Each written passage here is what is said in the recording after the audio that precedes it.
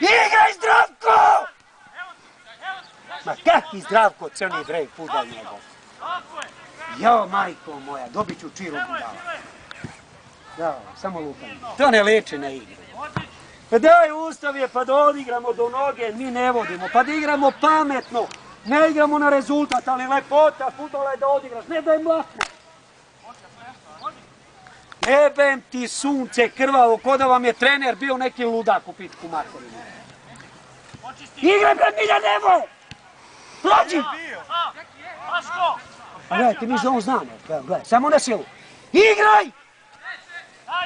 Ajmo, igraj dalje! Viš da oni ništa jadni ne znaju, evo. Ništa. Ajmo sam!